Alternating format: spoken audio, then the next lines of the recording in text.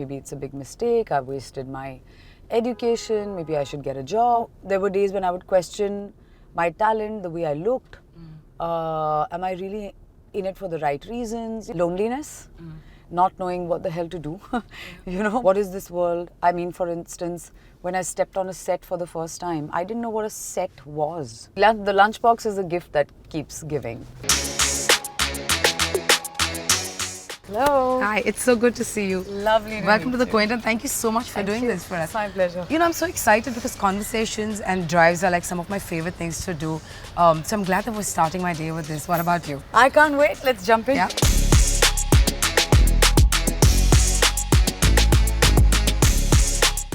Strapped up. A minute. Right.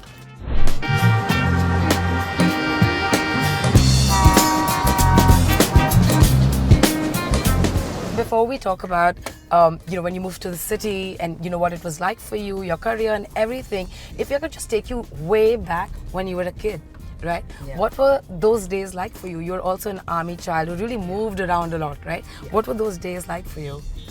Full of adventure, full of travel. Right. You're making new friends every 2 or 3 years. So this concept, especially in Mumbai, I have friends who've had friends for 25, 30 years, and I'm like, I just don't understand that concept. Yeah. I only have family I know for that long. Yeah. So you make friends all the time, new friends all the time, and it's such an adventure being in the army and growing up like that.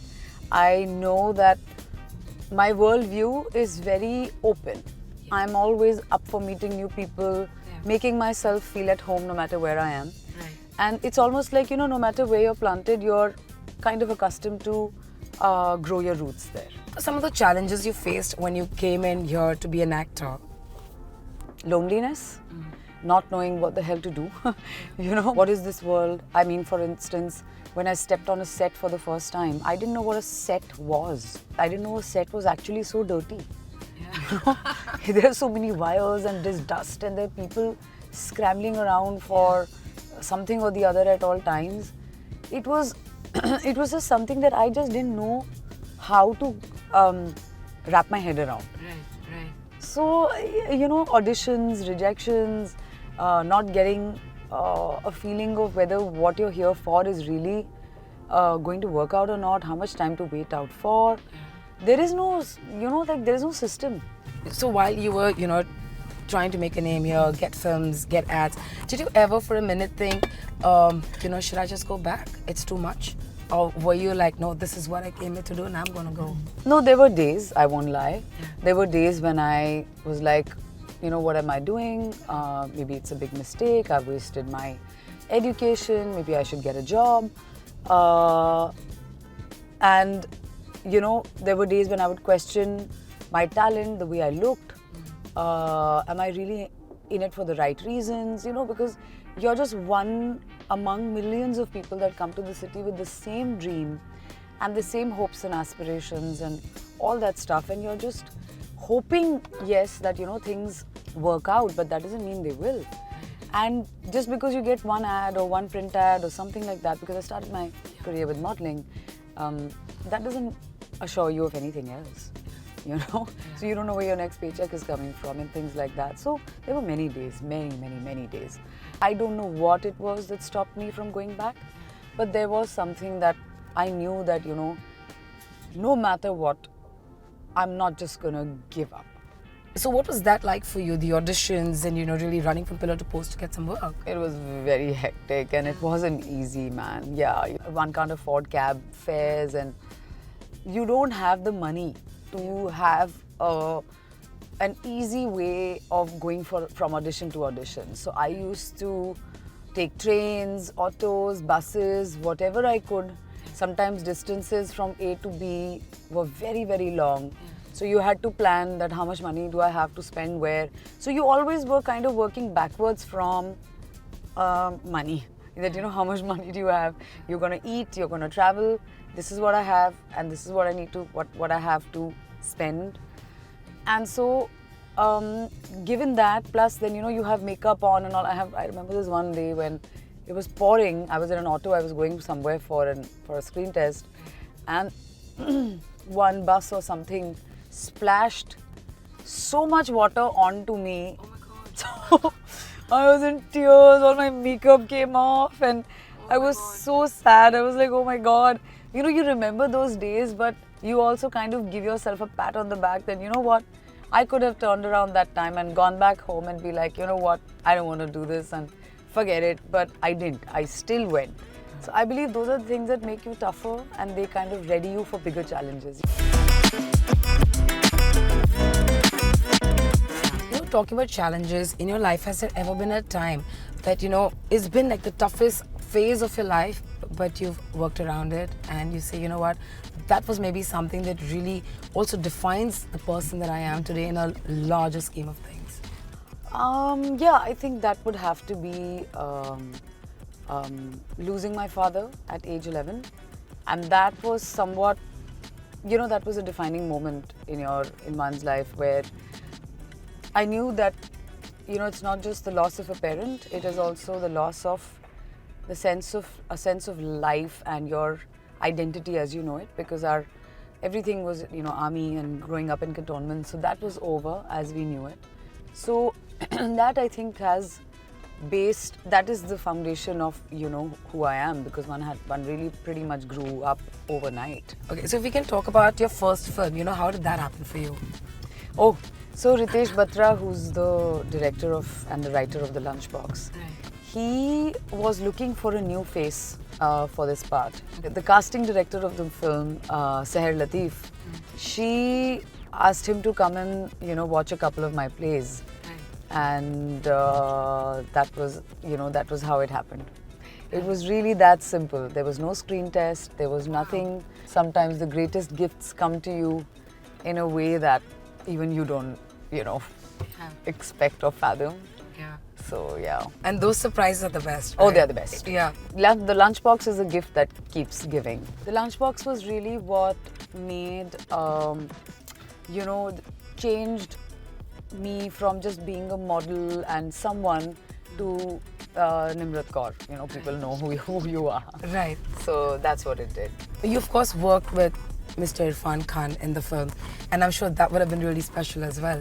What was that like? I mean, it was beautiful. The script was unbelievably lovely, and I couldn't have imagined anyone else playing that part, you know, in the way that he did. And it was really like, it was a bit daunting because everyone was like, you know, just make sure you kind of like, you know, do justice to your part, because there's not just Irrfan, there is also Nawazuddin Siddiqui. It was something that I was hoping I'd be prepared for, even though my work was pretty much in isolation and we don't really have any scenes together. But it was pretty daunting nonetheless. Yeah. You know, how did Homeland happen for you, by the way? I have to Because say of the it's one Lunchbox. Ah, wow. Okay. Yeah. Like you said, a gift that keeps on giving is the Lunchbox. So they watched the Lunchbox and, you know, they were like, oh my God, she's going to make such a great spy. And I said, you know what, hats off to you for making that connection and for kind of, you know, seeing an ISI spy or an agent in a lonely, loveless housewife. Yeah. So, but just, I mean, that's what I'm thinking. How do they draw that from that? it's, you know what, it's their genius. Quite Yeah, honestly, that's and true. It was really incredible. Yeah, it was really such a great experience. You've of course been a part of so many projects, etc. You worked with so many actors. Do you have an actor who you absolutely love collaborating with? No, actually, I haven't gone back to work again and again with the same people. But I honestly love working with any kind of actor that loves their job. You know, sometimes I've worked with certain younger actors who are, you know, in their teens. I did a series recently called School of Lies. And it was so exciting to be around, you know, 15, 16-year-olds who have such freshness and such exuberance and such an understanding. Yeah. You know, I was shocked. I was like at 15, 16, I was in pigtails running around, you know, wondering which tree to climb.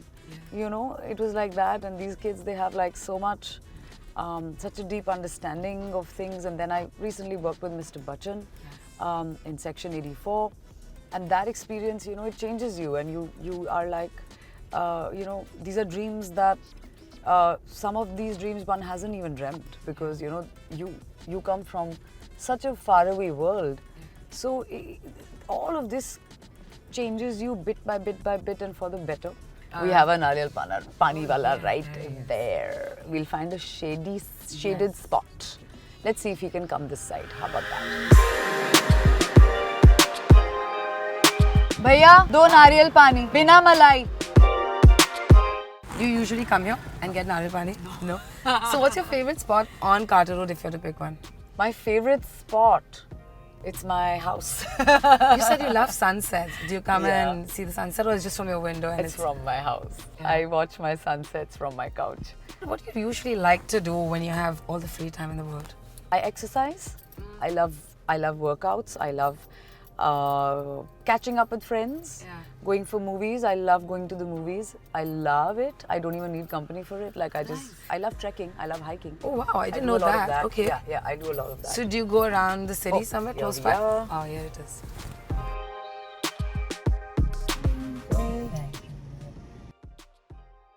This feels nice on this hot day. Oh, so nice. Oh. Wow. There's nothing like a nice nariyal pani. Yeah. Okay, tell me, Nimrat, what are you most looking forward to now? Life. Every day, every single day, the next job, the next experience, the next skill I'll learn, everything. Right. Are you investing your time in learning a new skill? Currently, no. Okay. But I have of late made it, I make sure that I meditate every day. So that's something that has become a very big part of my day. Like it has to happen.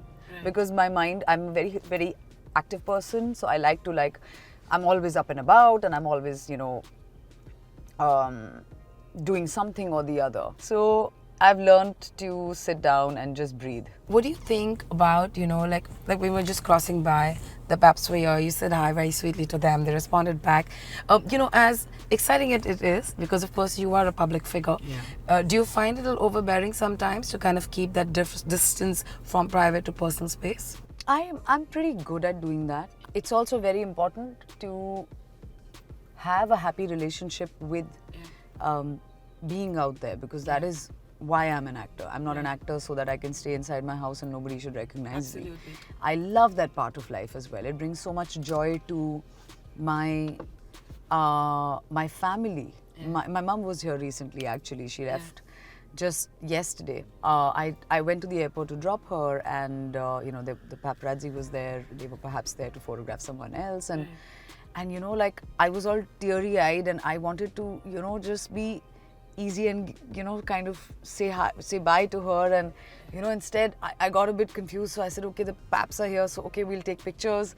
However, we were photographed and it made her so happy. She's like, my friends are sending me these videos and pictures and so it's also like it's a double-edged sword, but it's also how you handle it, and I think I know how to handle it. Sometimes you just rather be by yourself, but then there's again like such an upside to it that I can't wish it away. I don't.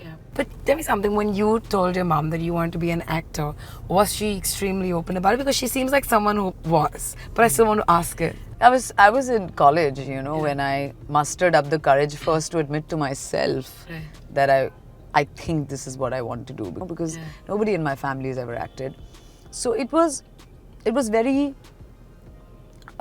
daunting to first admit it to myself and then have the courage to tell my mom. Not because she wouldn't allow me to do what I wanted to do. She's very open and very lovely and extremely fearless like that. But nonetheless, she's a parent, and to send your young daughter out into the woods and you're into the big bad world of the movies, and we don't know what happens there, and it was difficult, but I always got so much courage out of her perspective on the fact that I wanted to do this. Right. So if I had to ask you, if you had to say give an advice, or not an advice, or a learning that you had along the way you wish someone had told you when you started off, and if you had to say to somebody who is aspiring to be an actor today, what would that be? Don't worry or don't think so much about what other people think of you. I think I spend too much time sometimes worrying about what's this one going to think. Don't let anyone else project their opinion upon you. So see, if I had to ask you a highlight, when you look back for over a decade now, you've been a part of the industry. If you had to think of one highlight from your career till date, as you sit here today, what would that be? One highlight? You can give me 3. I think it would be the Lunchbox premiering at the Cannes Film Festival. It was surreal. Yeah. It was such a magic moment, so unprecedented, and it just came out of nowhere. It was like a tsunami of love, and oh my God, and what's happening, and what's gonna happen, and it was just something that I don't think I realized after months of it actually happening. Right. I did. Right. It's sometimes life gives you more than you'd imagined, and then you just don't know what to do with it. Yeah. It was that moment in my life. So yeah, so much more to be done, and Yes. so many more places to go to. Right. But I'm never going to be the one to say that okay, I've arrived or this is it. Nimrat, before we go, I have just one more question for you. What are a few things that come to your mind? What are the changes that you've seen in you as a person, and what you've seen along this journey? What have been your learnings? Heavy, big question, big question. It makes me want to give a very cerebral answer, but I'll keep it simple, I think that my biggest strength is that I'm always unlearning everything I think I've learned. Because I feel like I don't like to travel heavy, or I don't like to travel with the baggage of what I know and what my understanding of life is or whatever. I feel like the lighter you travel, the easier you are, the more accepting you are of new people and letting go of your patterns. And we all have them, we all have preferences and patterns, and as we keep going forward in life, they just keep getting more and more set. Thank you so much, Nimrat. This was really so much fun and such an interesting conversation. But thank you so much. Thank you. I hope you enjoyed the ride. I did. And you're a great driver, by the way.